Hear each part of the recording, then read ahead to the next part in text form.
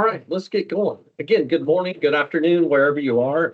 My name is Danny Nelms. I'm the CEO of Work Institute, and I'm thrilled to have you joining us today for our webcast, Metrics That Matter, HR Dashboards for Leadership Impact.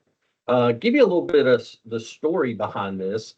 Actually, back in late November, early December, I did a LinkedIn post just talking about HR dashboards and some of the things that I thought were important, and it was by far the most viewed LinkedIn post that I did in 2024, which I did quite a few, as some of you probably know. But it got me thinking that maybe we should do a little bit more in-depth review, excuse me, of HR dashboards. So we put together a quick webcast that we did back in December, and it was so popular and so many people couldn't join that wanted to, that we decided to crank it back up and do a repeat of that here in January. So thrilled to be presenting this today. It's going to be fast and furious. Want to keep this to about 30 minutes. I know everybody's time is extremely valuable. It's a busy time of year, lots of things going on here in the new year. So let's get going. So, obviously, one of the key things in looking at HR dashboards is that you want to be viewing metrics, looking at metrics that are actually going to drive organizational success. How do they inform what it is we're doing? Are things that are going well, things that may need some attention? We talk about things like productivity, retention, financial performance. All of those things are important. Unfortunately, the challenge is that most employers fail to link their HR metrics to actual business outcomes. We tend to look at the things that we're doing within HR, whether that's, turnover percentage or time to hire or some of those things, but we're not necessarily linking them back to some of the business outcomes, so they don't feel as actionable. And so what I'm going to be doing today is showing you some of the things that I think are important in terms of looking at them through really through those business outcomes. So a few objectives for today and what we're trying to get at is to understand some of those key metrics, how and why to focus on financial measures, which I think is huge, and you'll hear me say that a lot. How do we make sure we're aligning our HR data with organizational goals? How do we actually build a comprehensive financial dashboard? And hopefully you're going to leave here with some practical examples to drive business impact. A couple of quick notes. Of course, everybody will be followed up with after this webcast. I actually have a document that has like 40 some odd formulas that are some of the ones that I'm going to be presenting, plus a few more. So if you reach out to Catherine Barron, who is one of my colleagues, or myself, we can actually provide that additional information for you if you will find it helpful. So, what is a human capital financial dashboard? And I've gone back and forth in terms of what do we call it, right? The term human capital maybe is a little bit of out of date, but the key here is that we call it a financial dashboard. And actually, I want to give a shout out, and I apologize, I may pronounce her name incorrectly, but I saw a LinkedIn post just this week from Priya Subramanian. Priya is from India. I don't know Priya, but she actually called it HR EBITDA, which I thought was a fascinating term and thought process. And it was really about how do we take HR and show its business value. And I think that's we're talking about the same things. So the purpose is to provide leadership with insights into what is our workforce efficiency, what are those costs, how do we align things properly in terms of HR performance, and what are those organizational objectives.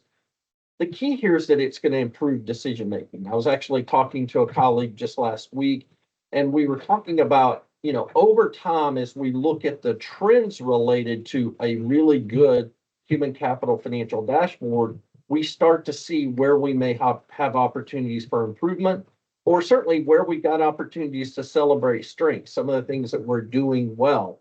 And maybe most importantly, it's engaging leaders in human capital data. I think this is extremely important. A lot of times we sort of hoard our data in HR. How do we get this information out? But how do we make it relevant to the leadership in our organization? And I think when we think about it through the financial lens, then I think we're starting to play in the right game. And I'll make a note of that. I've obviously done a lot of speaking engagements and things over the years, spoke to a lot of crowds.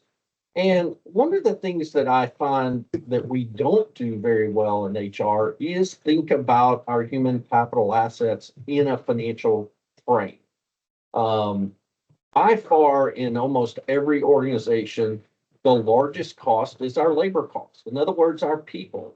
And if we're doing it right, if organizations are thinking about it correctly, then we're looking at those as true assets. How are we investing in those assets? How are we making sure that they're performing at their highest level? How do we make sure we get longevity out of that asset, right? Those are some terms we would think about maybe in manufacturing when we have a piece of equipment.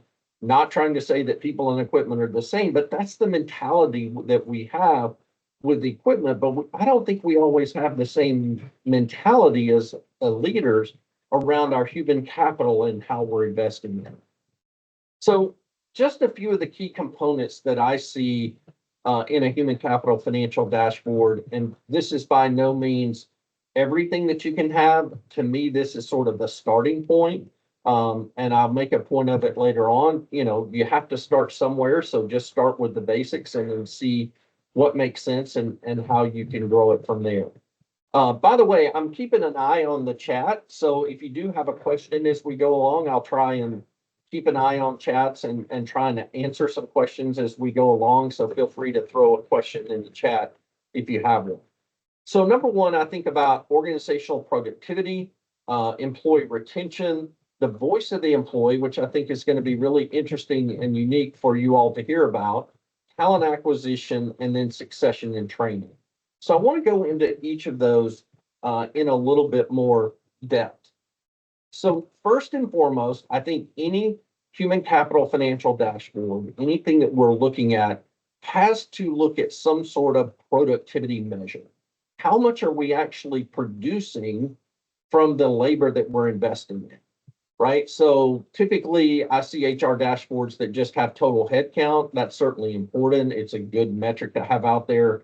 How many full-time equivalents do we have? Full-time, part-time, PRNs, if you're in healthcare, temporary workers, all that's important. But what are we actually producing based on that investment in that headcount? So one of the things that we look at is something like a revenue factor. So what is our revenue divided by our number of full-time equivalents or full-time workers, part-time workers, however you want to do it. And don't overcomplicate it, but what are we producing in revenue based on our headcount, based on our FTEs?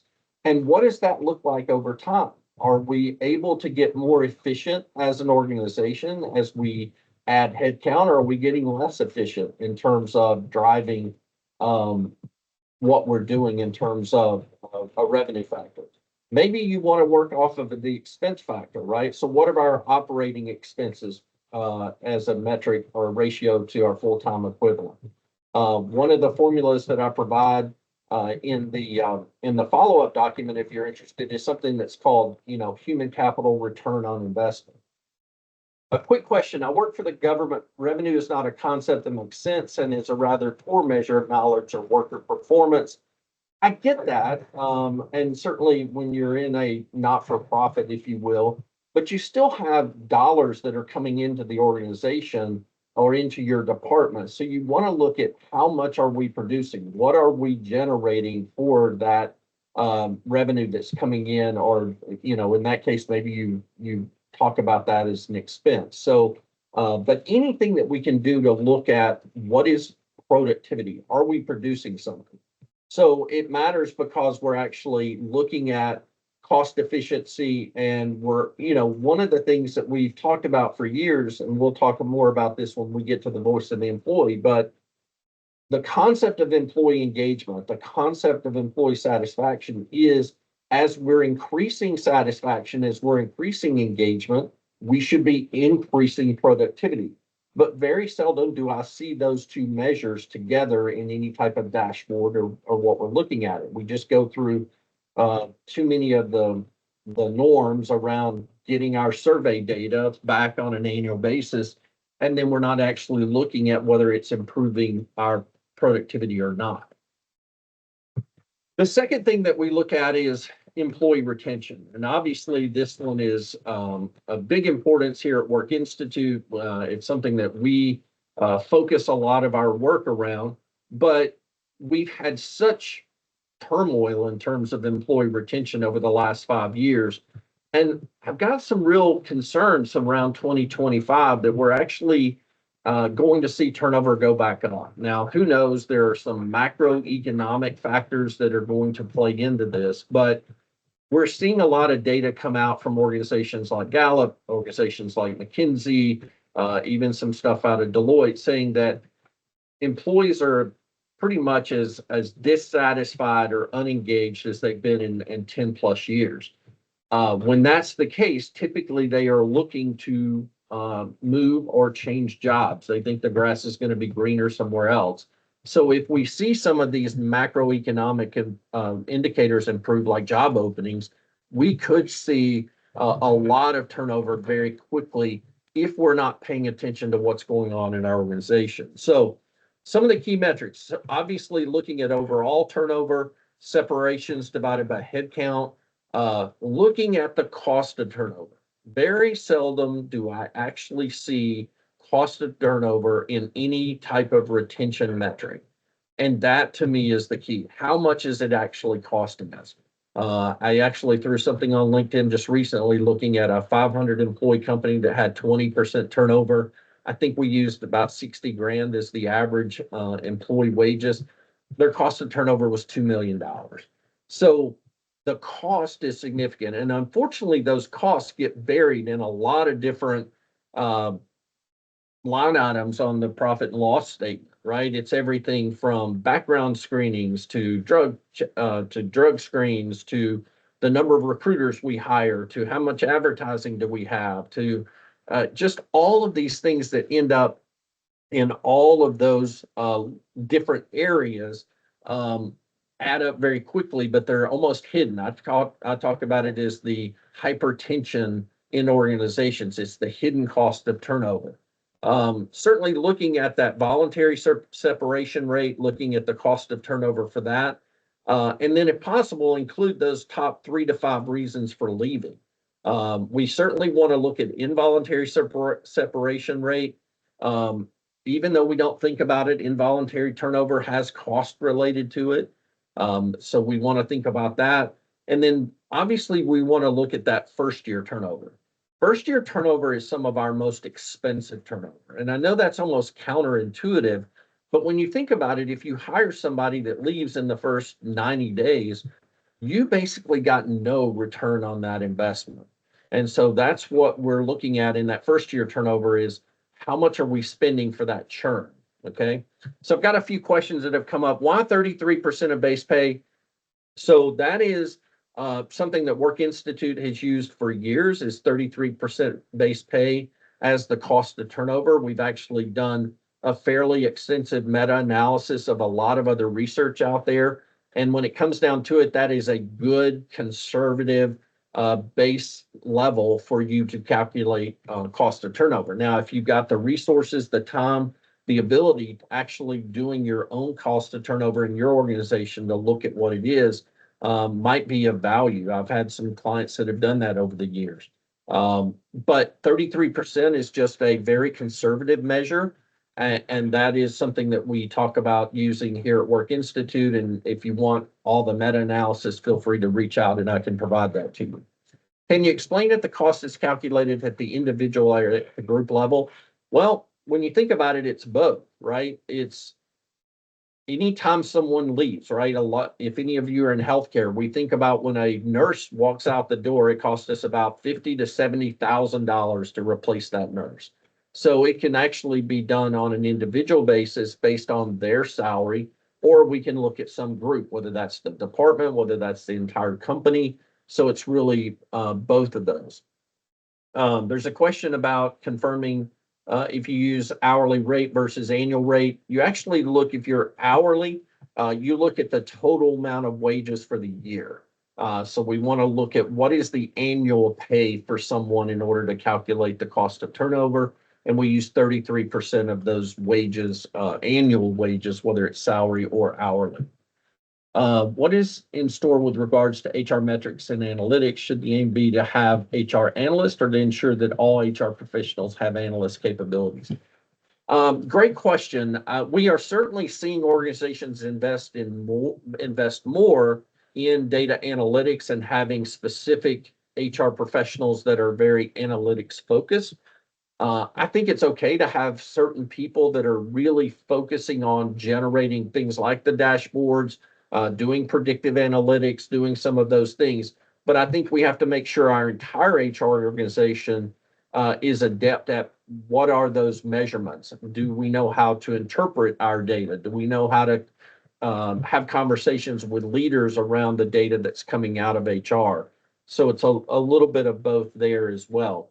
Why does this all matter? Obviously, we want to identify retention challenges. We want to drive targeted retention and recruitment strategies. But more important is we want to highlight cost. How much is it costing us to not be retaining our employees more effectively? One more quick question around this. Do you recommend calculating turnover for a time period less than a year? Are turnover benchmark data available for shorter time periods? This question is really dependent on the size of the organization.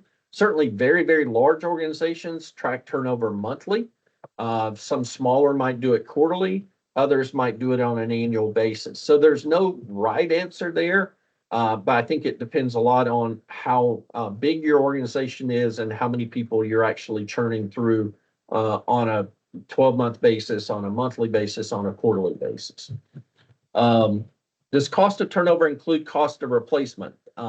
That's basically what we're talking about, is how much does it cost to replace an employee? So they are sometimes used interchangeable. So I want to keep moving. The next component of it, voice of the employee. This is another thing that we don't see in our HR dashboards very often. What are those engagement scores? Or in the case of Work Institute, we use core drivers of engagement. What is the percent excellent or strongly agree to some of our core driver questions or some of the key questions that we have in our annual employee survey? Most all employee surveys have some sort of a risk of turnover question, something like, if you think about leaving, in what time frame would you consider leaving? We look at that as being risk of turnover. And so we need to be putting that risk of turnover into our HR dashboards. Certainly, if we do onboarding surveys, what are those onboarding perceptions? And maybe even pulse results when applicable. Let me tell you why this is so important. Because again, going back to something I said earlier, is more times than not, we're not looking at our survey data as it relates to productivity. We're not tying together those factors. So we're not really seeing what are the business outcomes or what are the business risks. And by actually having these elements on our dashboard related to the voice of the employee, what employees are saying, that actually brings that full circle into looking at it as it relates to all of the other metrics that we have in our dashboard. Again, too many annual surveys are just an annual event that don't really have meaningful impact, and we're not tracking the financial components of it.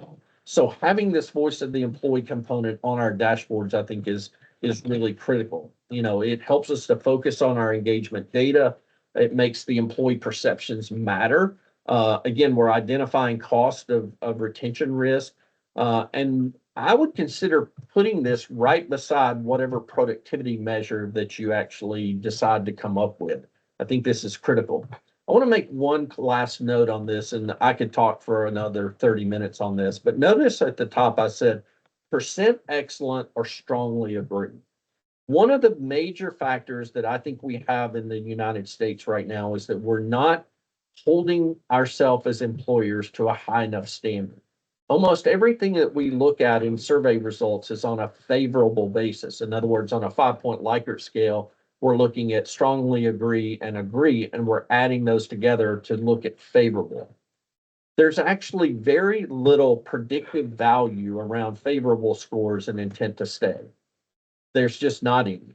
You can't tie the correlation between the two.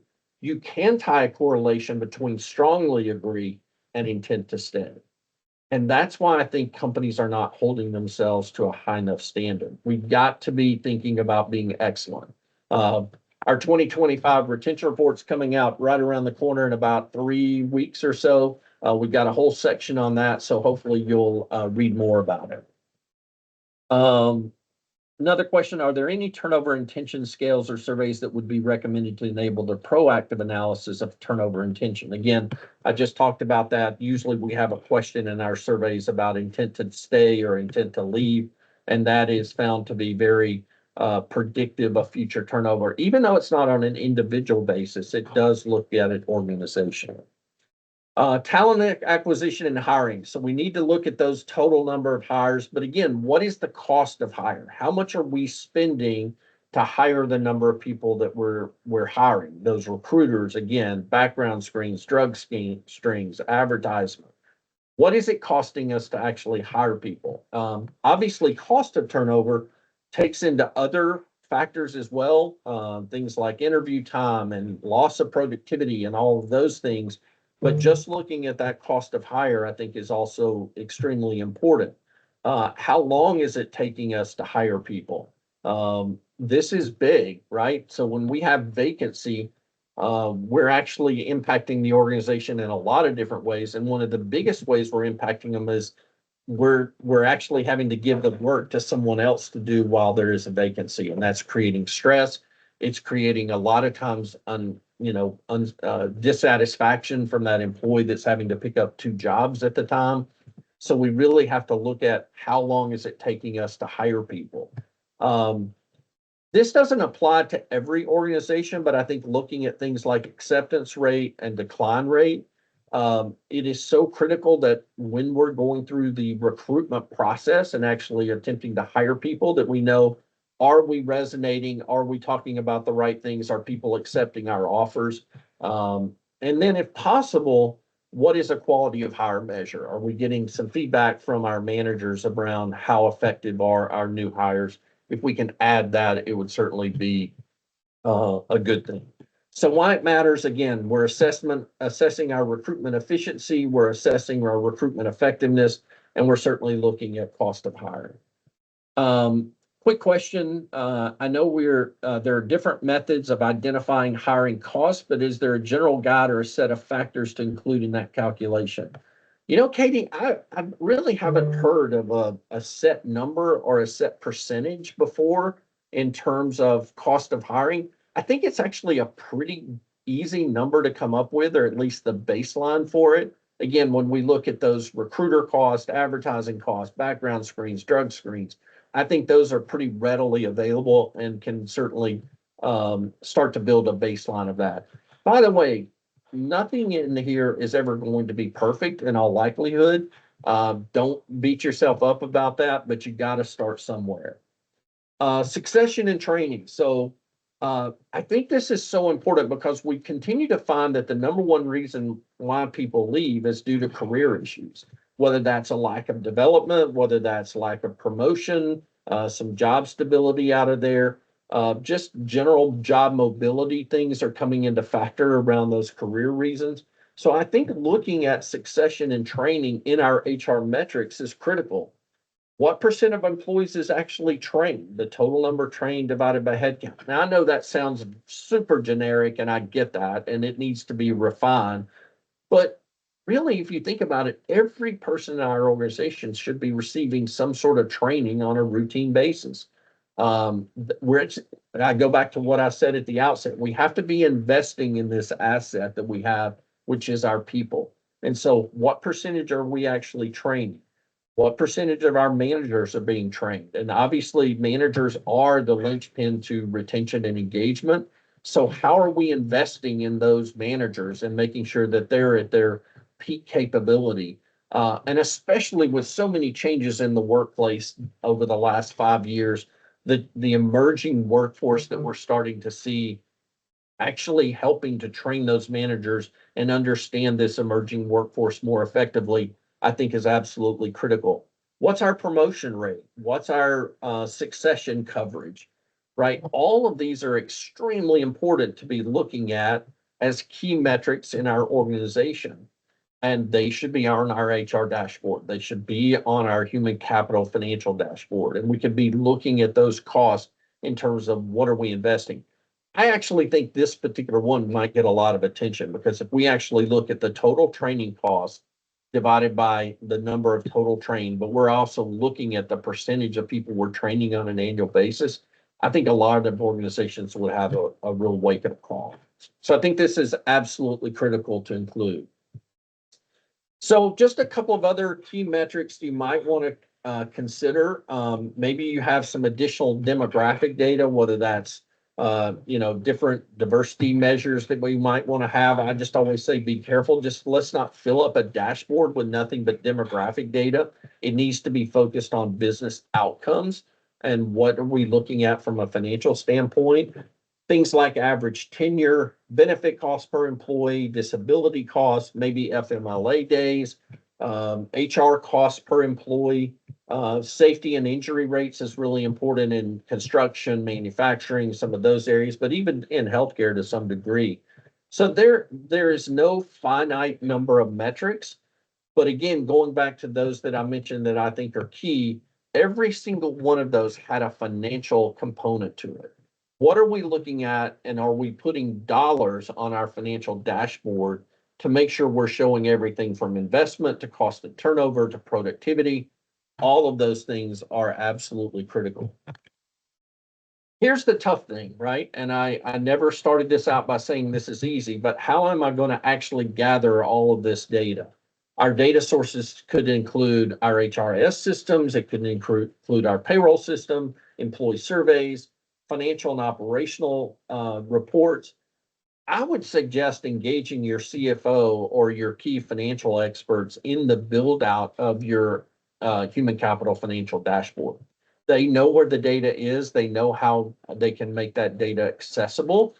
And generally, what I've found in my background working as an HR professional is when you actually start to work with finance around these type of measures, they love it. They can really they will become real adopters of looking at the HR human capital financial dashboard because it speaks their language for sure.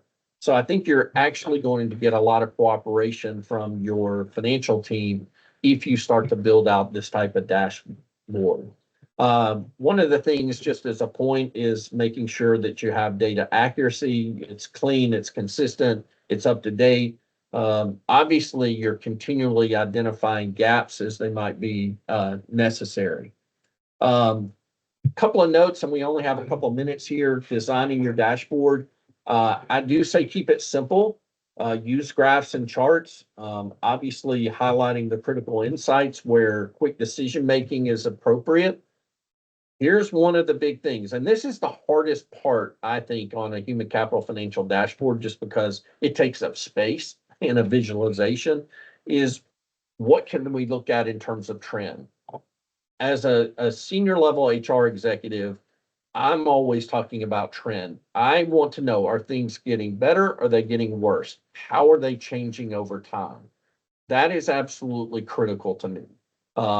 Point in time data is interesting, but I don't find it as useful. So how can we actually look at what is the trend? So, those elements could include productivity charts and trends, retention heat maps, even training ROI visuals that you could have on your dashboard. Lastly, what are some of those benefits? Obviously, making data-driven decisions is critical. Unfortunately, in organizations, we find too many times we're making decisions based on water cooler talk or assumptions. We need to be thinking about them through data. How does the data inform our decisions? We can start to predict some workforce trends. Obviously, there's an emphasis on the financial implications. I think it actually improves perceptions of HR leadership when we're talking dollars. I think this is something that not enough HR folks really are good at in terms of their dashboards. Sometimes we can address issues before they escalate. And obviously, we want to drive better engagement and satisfaction. So, what are the next steps? So, I urge you to assess your current metrics. What are your gaps, or how do you prioritize dashboard development for your organization? And then just start, build a prototype, make it simple. Just start with 4 or 5 metrics and then grow from there. Don't overcomplicate it. But I would say no matter where you start, have at least one financial measure on your dashboard, whether that's a productivity measure based on revenue or expenses, whether that's cost of turnover, whether that's hiring costs.